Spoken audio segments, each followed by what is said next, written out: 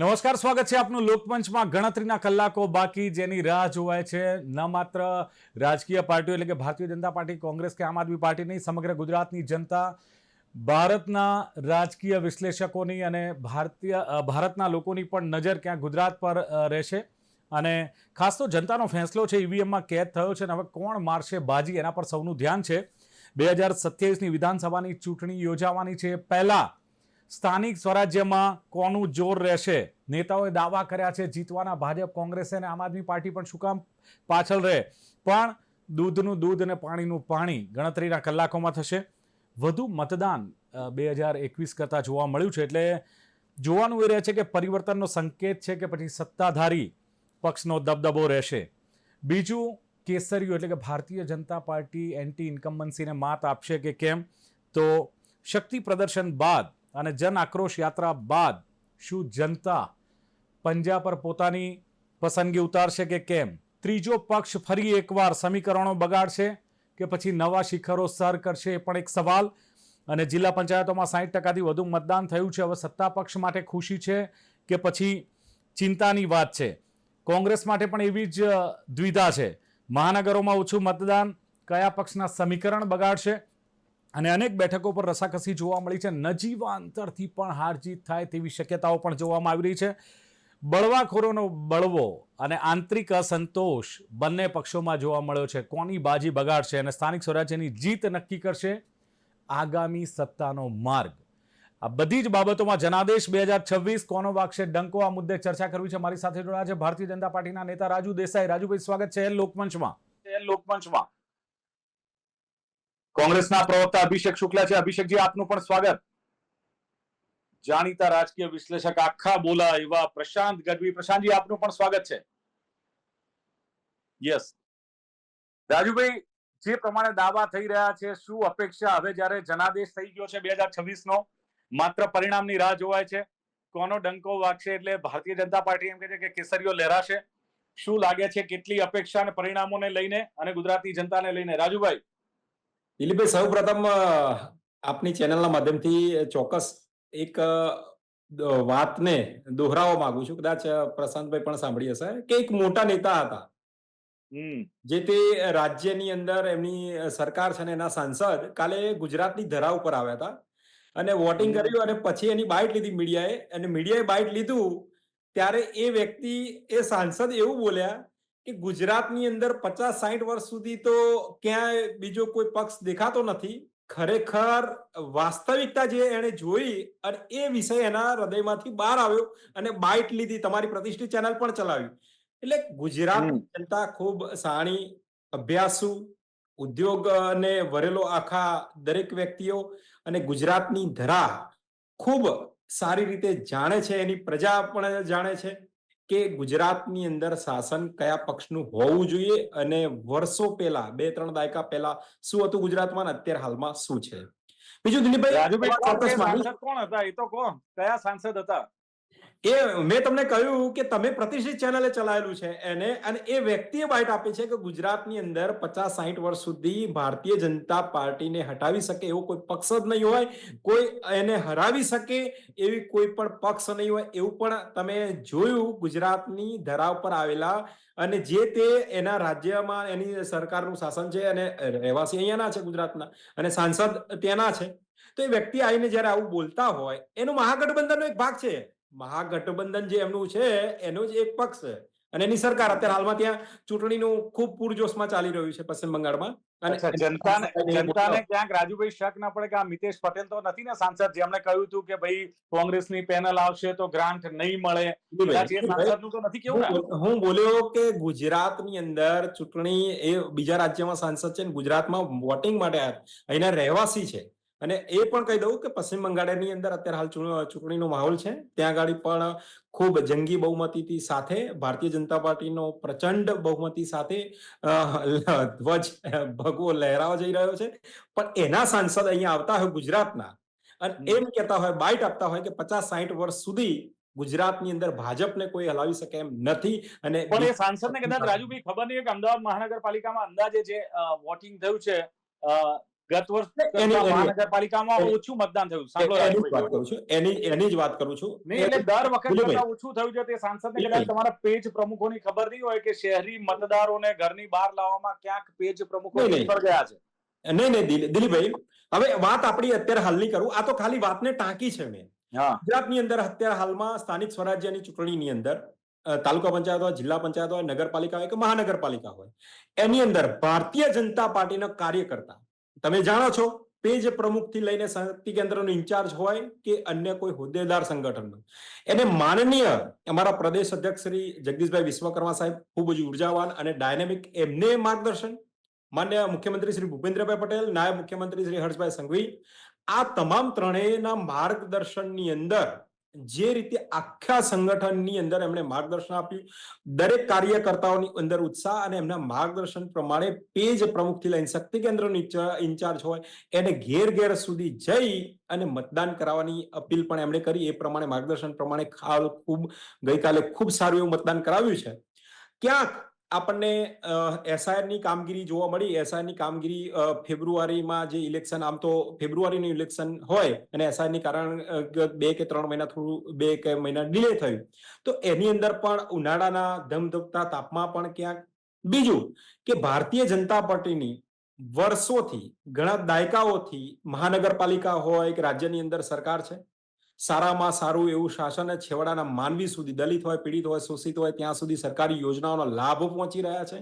એટલે આવનારા દિવસોમાં જે પણ ઇલેક્શન, જે પણ વોટિંગ થયું છે દિલીપભાઈ, મહાનગરપાલિકામાં, નગરપાલિકા, જિલ્લા પંચાયત કે તાલુકા પંચાયત, એના વોટ શેર થી લઈ અને એની જે મતદાનની ટકાવારી છે એ ગત 2021-2015 કરતા રાજુભાઈ, સારી બાબત છે. છેવાડાના માનવી સુધી વિકાસ પહોંચ્યો છે, અંતરિયાળ ગામો સુધી પહોંચ્યો છે. છેવાડાના માનવીની તો જવા દો, અંતરિયાળ ગામડાની જવા દો, મોટા મોટા શહેરોમાં ને જે તાલુકા અને જિલ્લા પંચાયતોના ગામોમાં બેનર લાગ્યા હતા કે ભારતીય જનતા પાર્ટીના ઉમેદવારોએ અહીંયા મત માંગવા આવવું નહીં. છેવાડાનું છોડો, અહીંયા વિકાસ નથી પહોંચ્યો, એની આ જે બળાપો હતો અથવા એના બેનરો હતા. દિલીપભાઈ, છેવાડાના માનવી સુધી વિકાસ પહોંચ્યો છે ને તમારી પ્રતિષ્ઠિત ચેનલે બતાવેલું છે. પણ જ્યાં ક્યાંક મહાનગરપાલિકામાં ક્યાંક અસંતોષ અને ત્રુટિ રહ્યું હોય ત્યાં 0.001 પોઈન્ટમાં, હું તો કહું પોઈન્ટમાં નહીં, એવા લોકો ક્યાંક નારાજ હોય. અને બીજી વસ્તુ તમને કહું ખૂબ અગત્યની, કે ક્યાંક નારાજ હોય તો અમે સ્વીકારીએ છીએ કે એની ત્રુટિ હોય, એને જે અસંતોષ થયો હોય તો એ અમે સ્વીકારીએ છીએ ને એને આવનારા દિવસોમાં પહેલું એને વિકાસનો લાભ એને મળે, રાજ્ય સરકારની યોજનાઓના લાભ એને મળે, કેન્દ્ર સરકારની યોજનાઓના લાભ એને મળે, એ પ્રયત્ન ભારતીય જનતા પાર્ટી રાજુભાઈ, ચોક્કસ સ્વીકારવું સાથે આવતીકાલે સ્વીકારવું જ પડે, કારણ કે જાહેરમાં આટલા બેનરો માર્યા, ના સ્વીકારો તો જાઓ ક્યાં તમે. આમાં બીજું એવું બની શકે કે હું પહેલે એ લાઈનમાં વાત કરું છું કે તમને, કે ત્યાં તૂટી રહ્યું અસંતોષ હોય તમે સ્વીકારી અને જે તે ઉમેદવાર વિસ્તારનો પ્રચંડ બહુમતી સાથે કાલે જીતશે ત્યારે એ બીજા દિવસથી જ એની યોજનાઓનો લાભ પહોંચાડશે. પણ ક્યાંક એવું બની શકે કે કોઈ સોસાયટી હોય અને ત્યાં ખૂબ સારું એવું વાતાવરણ છે, ભારતીય જનતા પાર્ટીને દોડાવવાનો પ્રયાસ અસામાજિક તત્વો હોય કે વિરોધ પક્ષ હોય કે એને કર્યા હોય, સ્વાભાવિક રીતે કર્યા હોય, લોકશાહીની આ મહાપર્વ હતું અને ક્યાંક આ બધી ઘટનાઓ બનતી હોય છે. પણ સાચું એ આવતીકાલે દિલીપભાઈ ખબર પડશે. સારી બાબત છે, ભારતીય જનતા પાર્ટીમાં આવી જાય છે એવું તમે માનો છો? કારણ કે સત્તા પક્ષ સામે સવાલ ઉઠાવો એટલે વિરોધ પક્ષ, કોંગ્રેસ. આ તો સામાન્ય જનતા હતી રાજુભાઈ, આમાં જનતાને કદાચ આપણે પક્ષાપક્ષીમાં નહીં નાખીએ. પણ અભિષેકભાઈ, જે પ્રમાણે કોંગ્રેસની વાત કરીએ કે કોંગ્રેસ ચોક્કસ આ વખતે તમે તમારા જે પ્રવક્તાઓ હતા એ કહેતા હતા કે જન આક્રોશ યાત્રા કાઢીને ઘણું બધું ડેટા ભેગો કર્યો અને લોકો પાસેથી પ્રશ્નો લીધા. ને કેટલી અપેક્ષા તમને ગુજરાતની જનતા પાસેથી છે અભિષેકભાઈ? દિલીપભાઈ, લોકશાહીના પર્વમાં પ્રજાનો જનાદેશ જે પણ આવે એ શિરોમાન્ય રહેશે. અમે ખોટી ગુલબાંગો નહીં પોકારીએ કે અમારી આટલી જ થશે, અમે આમ જ કરવાના છે, કારણ કે જનાદેશ છે, જનતાએ જે નક્કી કર્યું છે તે આવવાનું છે ને જનતાએ જે નક્કી કર્યું છે એનાથી વિશેષ કોઈ કહેતું હોય તો પછી એનો મતલબ એમ છે કે ક્યાંક ને ક્યાંક પરિણામો તમને પહેલેથી ખબર જ છે. માટે અત્યારથી આત્મવિશ્વાસ છે ને અભિષેકભાઈ, આત્મવિશ્વાસ હોવો સારો છે દિલીપભાઈ, આત્મવિશ્વાસ હોવો સારો છે. અતિ આત્મવિશ્વાસ હોવો એ પણ ખોટો છે ને, કેમ કે આટલા પાર પેટલા પાર એવું ખોટો ગુલબાંગો પોકારવી અને એટલું બધું ઓવર કોન્ફિડન્સમાં વાતો કરવી એ મને યોગ્ય નથી લાગતું. એટલા માટે હું આંકડાકીય બાબતોમાં કે કોઈ બીજી બાબતોમાં આપણે નહીં પડીએ. પરંતુ જે મારા મિત્ર રાજુભાઈ કહેતા હતા કે ક્યાંક વિરોધ હોય તો એ ચાલી જાય, પણ દિલીપભાઈ જે બિનહરીફ થઈ ઉમેદવારો જે બિનહરીફ થયા અને જે જીતી પણ ગયા ભારતીય જનતા પાર્ટીના, ત્યાં 12.5 લાખથી વધારે મતદારોની સાથે અન્યાય થયો છે. એ લોકોને મતાધિકારથી વંચિત રાખવામાં આવે છે. જે ભારતીય બંધારણીય હક આપણને મતાધિકારનો આપવામાં આવે છે, ત્યાં કઈક કારણોસર જે પણ ગફલતો કરી હોય કે જો કોઈ પણ કારણસર ઉમેદવારોના ફોર્મ પરત ખેંચવામાં આવ્યા હોય કે જે કોઈ પણ ઘટનાઓ થઈ હોય ત્યાંના ઉમેદવારોનું શું વાંક? જો તમને એટલી બધી ચિંતા નથી, તમે જીતવાના જ હતા, તમને એટલો બધો કોન્ફિડન્સ હતો, જનાદેશ તમારી સાથે જ હતો, તો પછી લોકશાહી ઢબે તમારે ચૂંટણી પ્રક્રિયા થવા દેવી હતી. શા માટે તમારે આ બધું જે ફોર્મ પરત ખેંચાવવાની જે દોડાદોડ કરાવવામાં આવી, સાંસદ સભ્યોને બજારમાં ઉતરવું પડ્યું, ધારાસભ્યોને બજારમાં ઉતરવું પડ્યું, પોલીસ પ્રશાસનનો તમારે ઉપયોગ કરવો પડ્યો, એટલે એ બધું તમે જે કરીને મોવડી મંડળને બતાવવા માટે જે ખેલ કર્યા છે એ બધા જ જનતા જાણી ગઈ છે. બીજી વસ્તુ કે ક્યાંક ને ક્યાંક પ્રજા પણ આ વખતે જાગૃત બની હોય અને મતદાન કર્યું હોય તેવું પણ દેખાય છે. ગઈકાલની ઘટનામાં પણ આપણે જોયું કે એસઆઈઆર ની પ્રક્રિયાના કારણે ક્યાંક ને ક્યાંક ઘણા બધા અમદાવાદ જેવા મહાનગરમાં પણ આપણે જોયું કે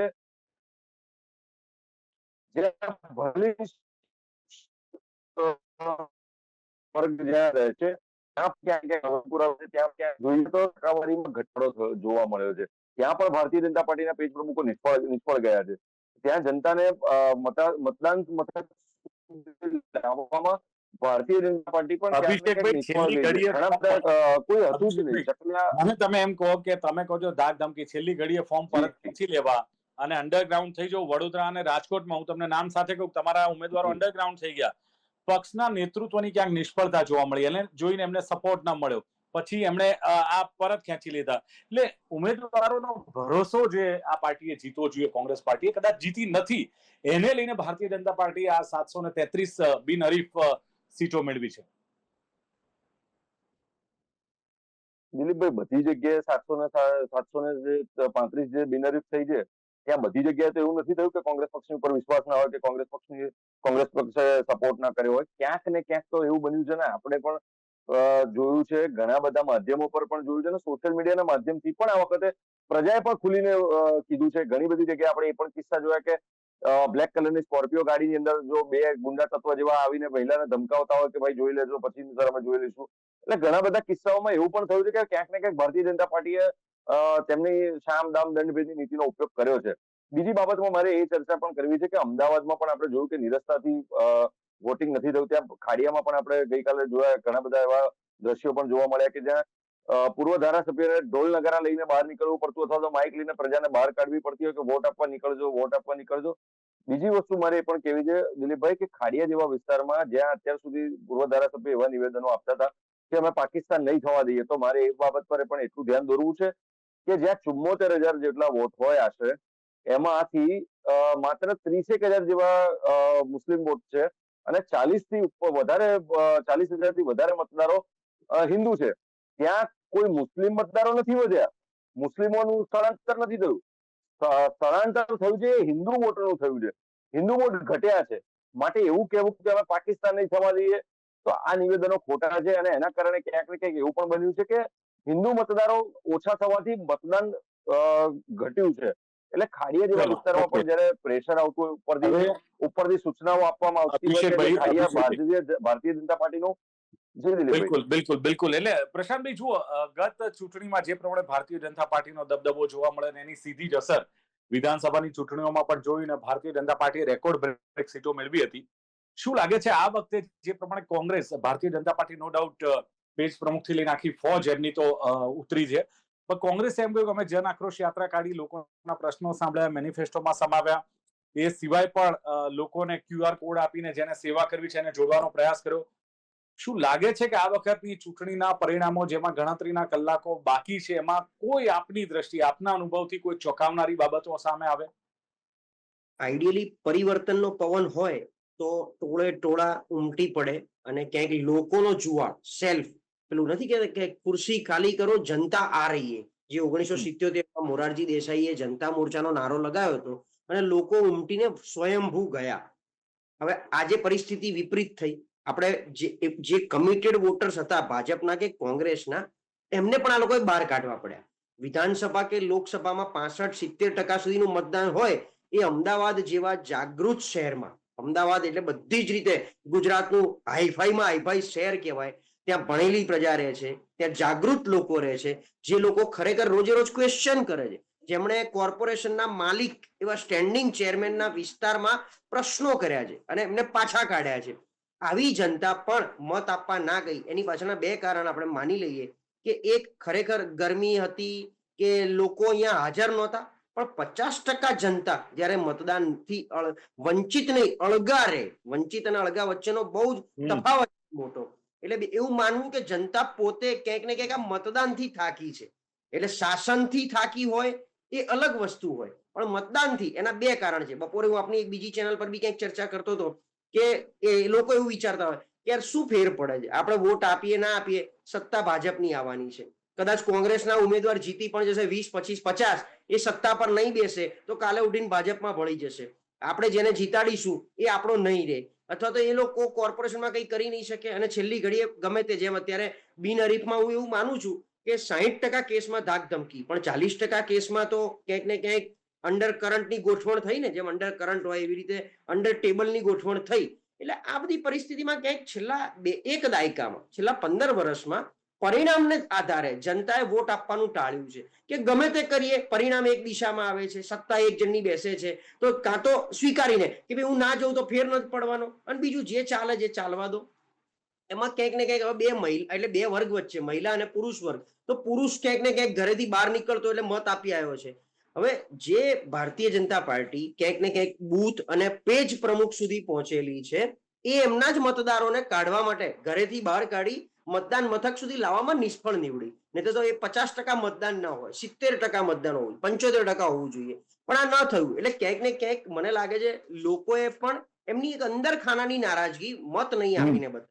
હવે નારાજગી કોઈ બી હોઈ શકે, મેં કીધું એમ એન્ટી ઇન્કમ્બન્સી, ક્યાંક નાના મોટા જે પાયાની સુવિધાના પ્રશ્નો, રોડ, રસ્તા, ગટર, પાણી, ડ્રેનેજ, ટ્રાફિક, દબાણ, બ્રિજ, સ્ટ્રીટ લાઇટ, બહાર નીકળો આ તકલીફ, વારંવાર રજૂઆત કરી હોય તેમ છતાં કામ ના થયા હોય.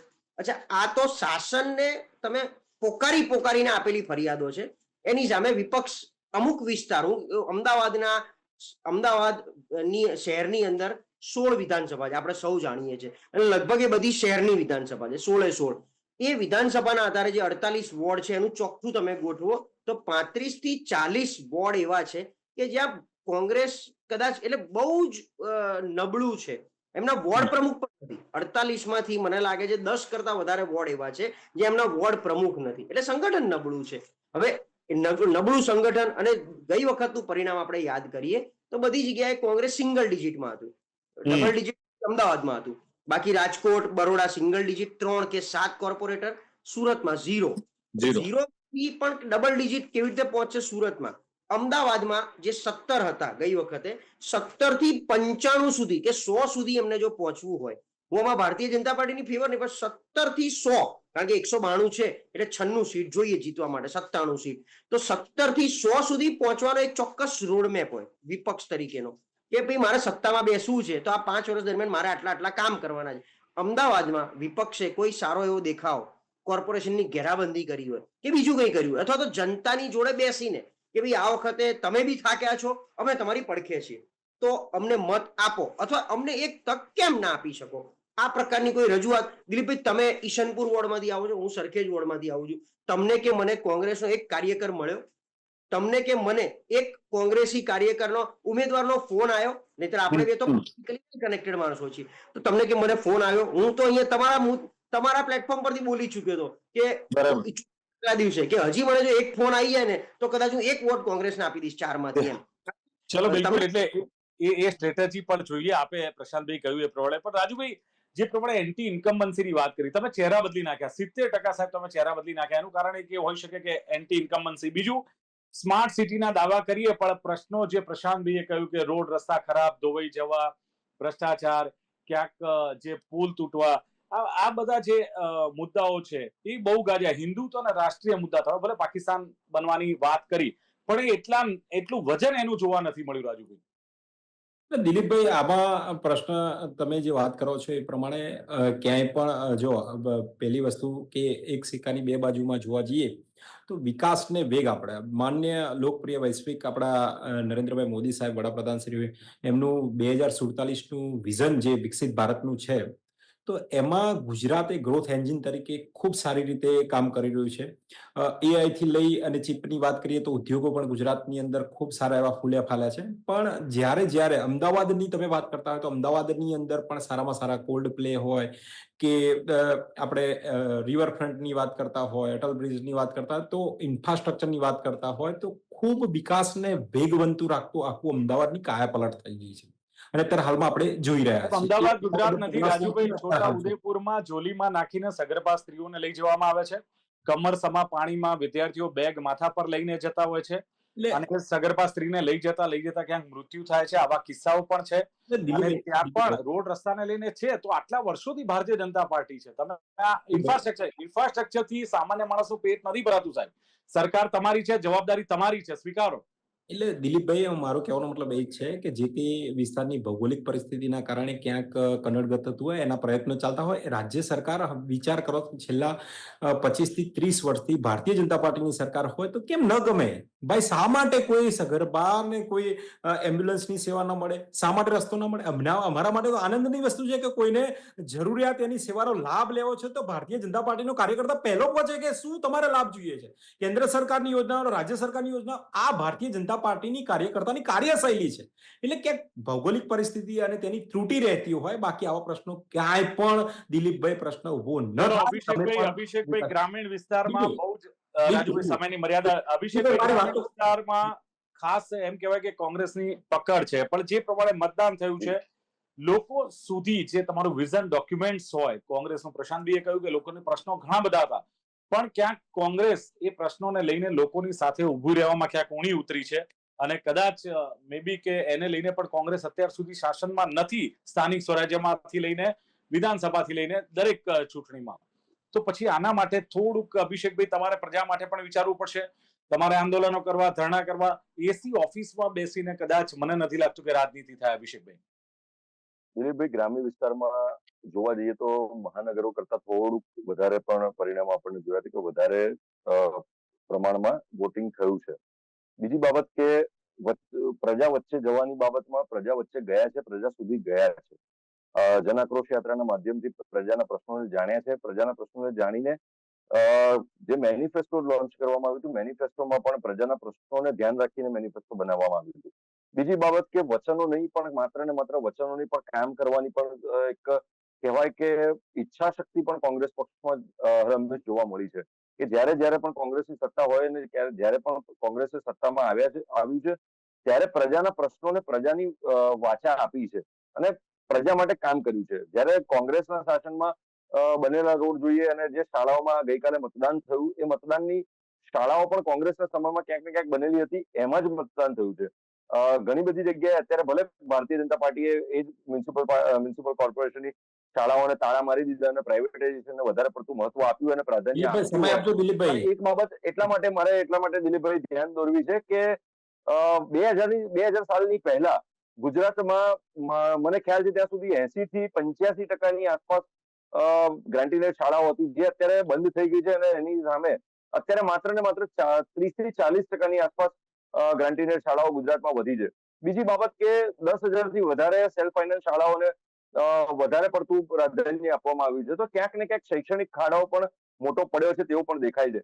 જે વીએસ જેવી સિવિલ જેવી હોસ્પિટલો હતી તે પણ ક્યાંક ને ક્યાંક મૃતપ્રાય કરી અને કોન્ટ્રાક્ટરોને બખા કરવા માટે કોન્ટ્રાક્ટ સુવિધાઓ પણ આપવામાં આવી છે. તે પણ આપણે સ્પષ્ટ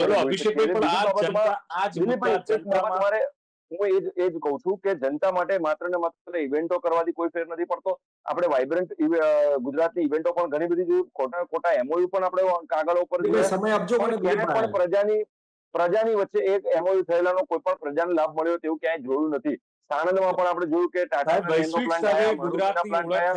વૈશ્વિક સ્તરે અભિષેકભાઈ નો ડાઉટ એ તો ગુજરાતની ઓળખ થઈ છે. જે ચિપ્સ બનાવવાની છે વાત કરી રાજુભાઈએ, એ સિવાય ઘણું બધું ઇન્ફ્રાસ્ટ્રક્ચર પર થયું છે. એનીવે પ્રશાંતભાઈ, હવે આખરે શું માનવું છે? જે પ્રમાણે દાવા થઈ રહ્યા છે, ક્યાંક જે 10,000 કરોડની ગ્રાન્ટ માની લો જે તે વિસ્તારમાં ફાળવવામાં આવે કે કોઈ પણ ગ્રાન્ટ હોય, 60 થી 70% વપરાય છે, એ પણ હું મેક્સિમમ કહું છું.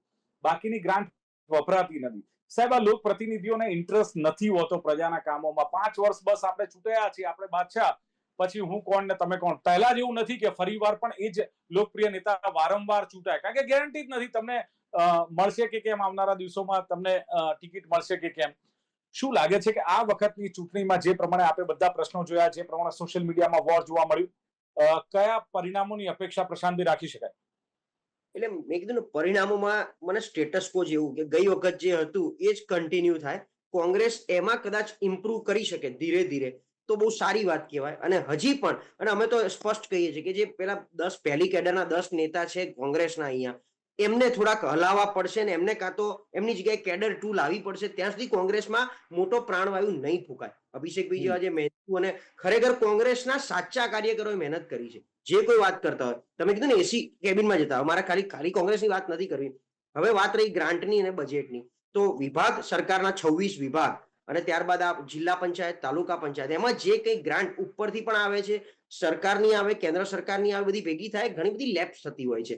NDMA સુધીની ગ્રાન્ટ, જેને નેશનલ ડિઝાસ્ટર જેવાની ગ્રાન્ટ, અને કોર્પોરેશનનું જે બજેટ 17,000 કરોડ, એ આપણે ઘણીવાર ચર્ચા કરતા હોઈએ કે ભાઈ એ ઓડિટ તમે વહેલા મૂકો લોકો સમક્ષ કે કેટલું વપરાયું અને કેટલી લેપ્સ થઈ, અને લેપ્સ થઈ તો કેમ થઈ. એટલે જે કામ કરવાની વિલ જે હોવી જોઈએ, ઝીલ, કારણ કે પ્રોબ્લેમ બહુ બધા છે, પૈસા વાપરવાના છે, આપ્યા જ છે. ગુજરાત સમૃદ્ધ રાજ્ય છે બીજા રાજ્યોની પણ સાહેબ, કમ્પેરમાં. કેગનો રિપોર્ટ જ છેલ્લા દિવસે વિધાનસભામાં રજૂ થાય, એમાં જે કંઈ આપણે એની પર શું ચર્ચા તમે કરી શકો છેલ્લા દિવસે?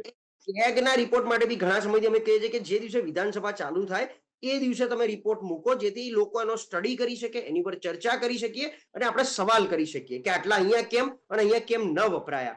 મૂળ ઓવરઓલ એવું છે કે લાસ્ટ યરનું જે 2021નું પરિણામ હતું એમાં નાનો મોટો સુધારો 1-2% થાય, બાકી સ્ટેટસ કો. એટલે કદાચ અમુક ગામડાઓમાં, ગ્રામ્ય સ્તરમાં જે વોટિંગ થયું છે એ વોટિંગ ક્યાંક ને ક્યાંક મેં કીધું એમ થોડો પરિવર્તનનો પવન લઈને આવ્યું હોય, અથવા કોંગ્રેસની ટકાવારી, બાકી બંનેની ફિક્સ્ડ એક વોટ શેર છે 25 અને 35%. ઓવરઓલ જે પરિણામ, એટલે જે મતદાન થયું છે એની કમ્પેરમાં તમે જોવા જાવ તો 42% વોટિંગ જીતવાના છે. ચલો, બિલકુલ. એટલે જે પ્રમાણે દાવા થઈ રહ્યા, રાજુભાઈએ કહ્યું કે 50-60 વર્ષ સુધી જે એમણે વાત કરી કે કોઈ જ કોંગ્રેસ નથી, એવું પણ એમના એક સાંસદની વાત એમણે કરી. પ્રજા જાણે છે કે કોને સત્તા સોંપવાની છે, અને એમણે કહ્યું એમ કે અમારા મુખ્યમંત્રી હોય, નાયબ મુખ્યમંત્રી હોય, પ્રદેશ અધ્યક્ષે ખૂબ માર્ગદર્શન આપ્યું છે, અને કોઈ ત્રુટિ હોય તો અમે એને પૂરી કરીશું, એ સ્વીકાર્યું. અભિષેકભાઈએ કહ્યું એમ કે ચુકાદો જનતાનો શિરો માન્ય છે, પણ ઓવર કોન્ફિડન્સમાં ભારતીય જનતા પાર્ટી છે. ધાક ધમકીની પણ એમણે વાત કરી, અને વોટિંગમાં ક્યાંક નિરસતા જોવા મળીને પ્રશાંતભાઈએ બહુ શોર્ટમાં કહી દીધું છે કે જે પ્રમાણે કમિટેડ વોટર્સ છે એને બહાર કાઢવા પડે, ભાજપ અને કોંગ્રેસ બંને, એ બહુ જ એમના માટે શરમજનક બાબત છે. 50% પણ પ્રજા જો વંચિત નહીં પણ અળગી રહી, એ લોકશાહી માટે એક વિચારાધીન છે. અને ખાસ જે ગ્રાન્ટ લેપ્સ થાય છે એની પણ વાત કરી. હવે જોવાનું રહેશે કે જે પ્રમાણે મતદાન થયું છે, પ્રશાંતભાઈનું કહ્યું છે કે ગ્રામ્ય વિસ્તારમાં થોડું પરિવર્તન જોવા મળે, અને કાં તો પછી સ્ટેટસ કો, આ વાત પણ કરી છે. એટલે ગણતરીના કલાકોમાં આનો પર્દાફાશ થશે, દૂધનું દૂધ ને પાણીનું પાણી થશે. ત્યાં સુધી આપણે રાહ જોવી રહી. ચર્ચાનું સમાપન કરીએ. રાજુ દેસાઈ, અભિષેક શુક્લ, પ્રશાંત ગઢવી, ત્રણે જોડાયા. ખૂબ ખૂબ આભાર. Thank you very much. તો દર્શક મિત્રો, લોકમંચ કાર્યક્રમમાં હતી આજની ચર્ચા. જનાદેશ 2026 કોનો વાગશે ડંકો, અને એ થોડાક જ સમયમાં આપણી સમક્ષ હશે. ફરી મળીશું. જોતા રહો ગુજરાત ન્યૂઝ. નમસ્કાર.